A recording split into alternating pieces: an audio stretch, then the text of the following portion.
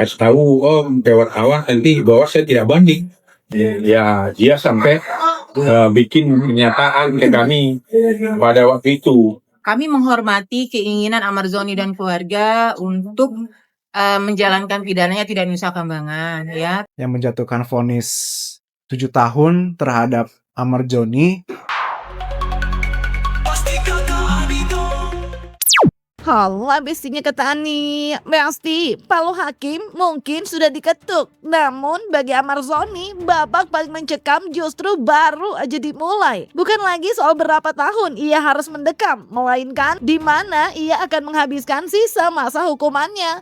Nasib Amar pun kini kembali dalam pertaruhan terkait hal tersebut. Mengingat status Amar saat ini di Lapas Cipinang untuk persidangannya berstatus peminjaman. Lalu apakah Amar yang diduga telah memutuskan untuk tidak banding atas vonis yang telah diketuk Palu Hakim akan membawa Amar kembali ke Nusa Kambangan untuk menjalani masa hukumannya sebagai narapidana high risk? Dan bagaimana dengan upaya yang telah dilakukan kubu Amar agar Amarzoni tidak kembali dibawa ke Nusa Kambangan? Kalau berdasarkan surat izin yang dikeluarkan oleh Bapak Direktur Jenderal Pemasyarakatan, disampaikan memang setelah selesai semua proses persidangan maka akan dikembalikan atau Amarzoni dan teman-teman akan menjalani kembali pidananya di Lapas di Nusa Kambangan.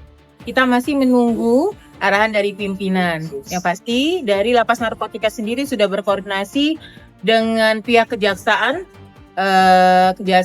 Negeri, Kejaksaan Pusat ya, Kejari Pusat untuk tindak lanjut selanjutnya ya. Karena dari surat Dirjen Pas sendiri sudah menyampaikan bahwa setelah selesai masa persidangannya maka akan dipindahkan, dan ini pastinya kita berkoordinasi dengan kejaksaan sebagai selaku eksekutor.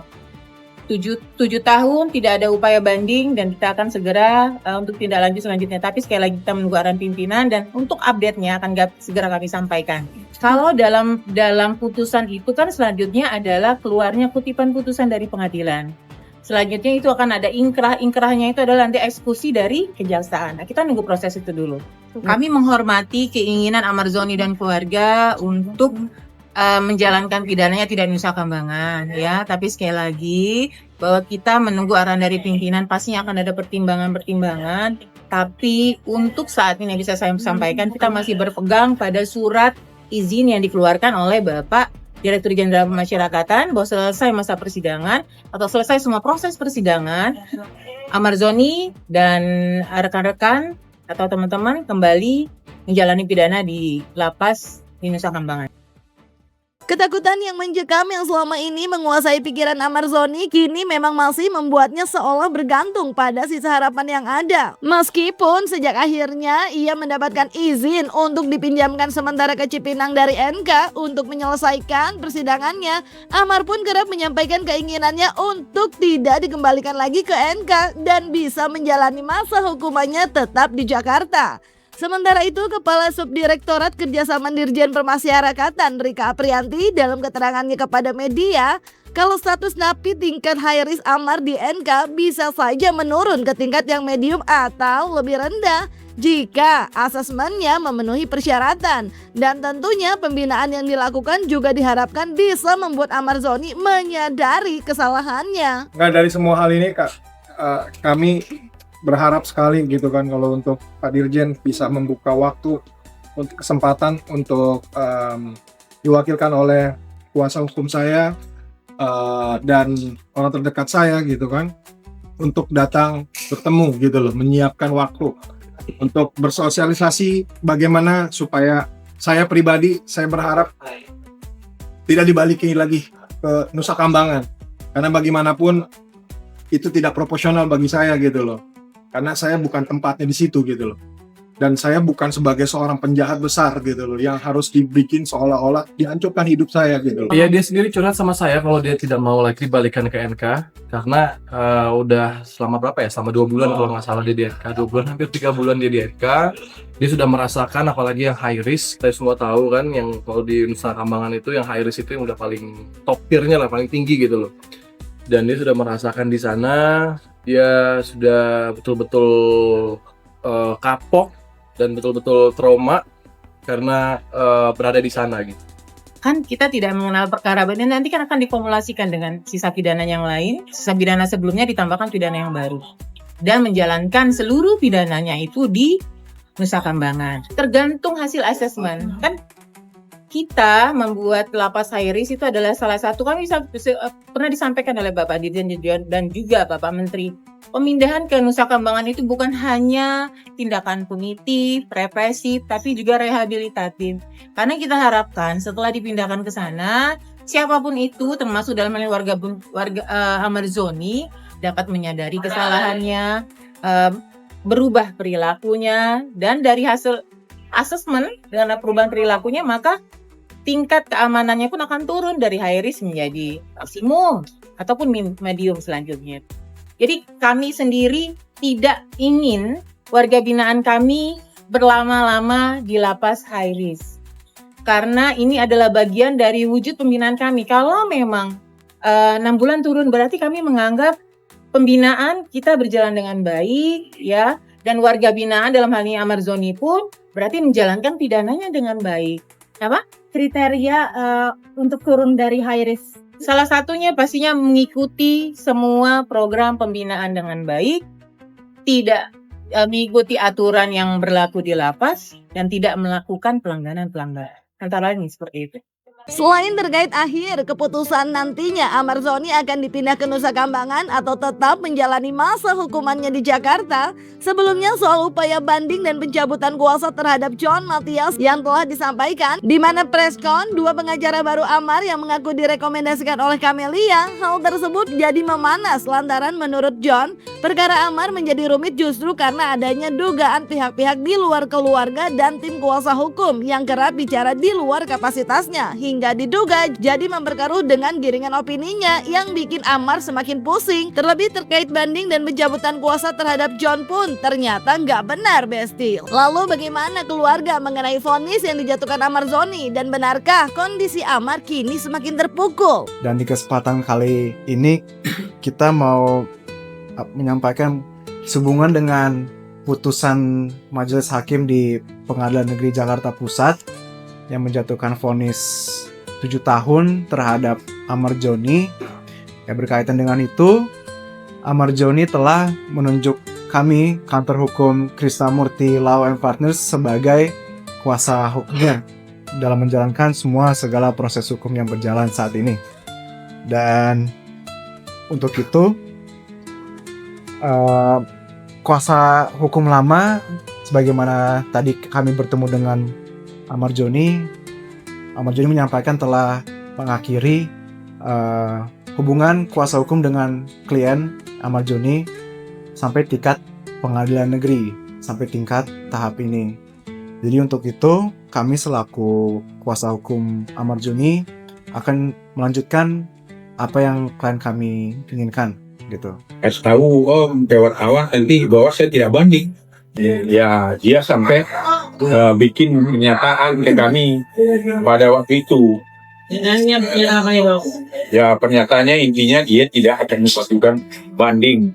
Nah, ini kan dibuat tanggal 24 bulan 4. Jadi surat merah. Ini surat berarti Bang Amar tidak jadi mengajukan banding ya Bang? Ya, pernyataannya ke kami. Ke situ juga kami tanya, apakah ada isu bahwa kamu sedang cabut kuasa dari kami? Dia bilang belum ada sebenarnya. Ya kalau ada ya nggak apa-apa, kami bilang. Kenapa? Kami ini kan sifatnya kan membantu kamu ini kan sifatnya pro bono. Ya kan? Karena kewajiban advokat apabila orang mendapat masalah hukum tidak mempunyai biaya, ya kami kalau diminta secara sukarela harus memberikan bantuan hukum kepada orang itu. Halo. Kan ada pernyataan lama tentang yang ada pencabutan kuasa kepada kami. Ini diusahakan sendiri di lapas, kemudian kita tangani Amar dengan ada juga jarinya, dan ini dibuat dia ini di depan register lapas Cipinang, lapas Cipinang. Tidak ada kami paksa dan tidak ada juga temannya isu juga.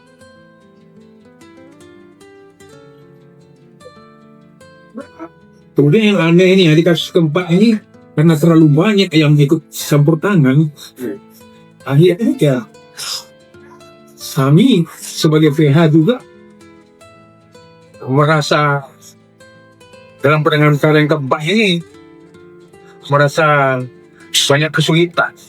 Karena kesulitannya apa?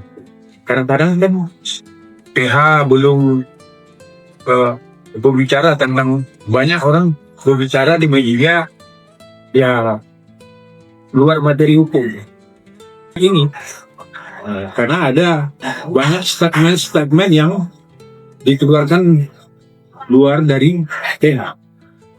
Otomatis kan itu sebenarnya menyulitkan perkara ini. Nah, dari analisa kami ya ini juga mungkin yang termasuk, menurut analisa kami ya, yang termasuk memberatkan amat jadinya dalam keputusan keempat ini. Kami itu 2 minggu sebelum persidangan kan sudah lain juga kan, di media kami bilang jangan terlalu banyak yang ngomong masalah sekarang. Ya kaget dan kecewa lah gitu, makanya nggak bisa berkata-kata. Oke, thank you ya. Adit mungkin Adit, walaupun di bawah tuntutan Dit ya. Iya, saya apa? Ya semangat aja, semangat dari laki-laki harus tanggung jawab sama apa yang sudah dilakukan. Semangat pengaman. Ya ini bukan akhir dari segalanya. Kondisi gimana Bang Mama? Ya alhamdulillah ya, tentu secara psikologis dia ya terpukul lah kan. Karena kan waktu 7 tahun ini kan lama. Melihat jejak kasus sebelumnya, Amar Zoni yang tak hanya sekali terlibat dalam kasus narkotika, menurut Agustinus Nahak, praktisi hukum, vonis yang dijatuhkan kepada Amar Zoni itu terbilang rendah. Terlebih vonisnya pun masih di bawah tuntutan jaksa, yakni 9 tahun penjara. Meskipun dalam wawancaranya bersama awak media, Agustinus pun menghimbau agar penegakan hukum tak hanya kepada pemakai, pelaku, tapi juga bandar harus benar-benar adil.